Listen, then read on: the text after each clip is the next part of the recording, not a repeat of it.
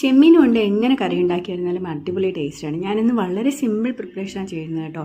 കുറച്ച് ചെറിയ ഉള്ളിയും തേങ്ങയും അതുപോലെ മഞ്ഞൾപ്പൊടി, മുളക് പൊടി, കുറച്ച് പെരിഞ്ചീരകപ്പൊടി, വെള്ളം ചേർത്താണ് അരച്ചെടുക്കുന്നത്. ഇതിൽ ഞാൻ പുളി ചേർക്കുന്നില്ല.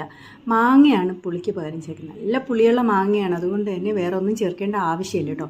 അപ്പോൾ ഞാൻ അരപ്പ് നല്ലപോലെ അരച്ച് വെച്ചിട്ടുണ്ട്. ഇതിലേക്ക് ഞാൻ ഒരു മാങ്ങയും ഒരു മുരിങ്ങയ്ക്കയും ഒരു ടൊമാറ്റോയും നീളത്തിൽ അരിഞ്ഞിട്ടിട്ട് ആവശ്യത്തിന് വെള്ളവും ഉപ്പും ചേർത്ത് നമുക്കൊന്ന് വേവിക്കാനായിട്ട് വെക്കാം കേട്ടോ. ഒരുപാട് അങ്ങോട്ട് വേവണ്ട. അപ്പോഴേക്കും അതൊന്ന് തിളച്ച് വരുമ്പോഴത്തേക്കും നമുക്ക് ഈ അരച്ച് വെച്ചിരിക്കുന്ന അരപ്പ് കൂടി ചേർത്ത് കൊടുക്കാം. ആവശ്യത്തിന് വെള്ളം ഒഴിച്ചിട്ട് അതിൻ്റെ കൺസിസ്റ്റൻസി റെഡിയാക്കുക.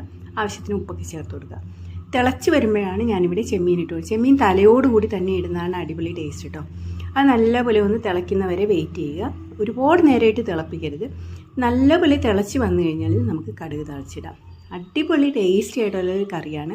എല്ലാവരും ട്രൈ ചെയ്ത് നോക്കിയിട്ട് ഫീഡ്ബാക്ക് പറയണം. Thanks for watching.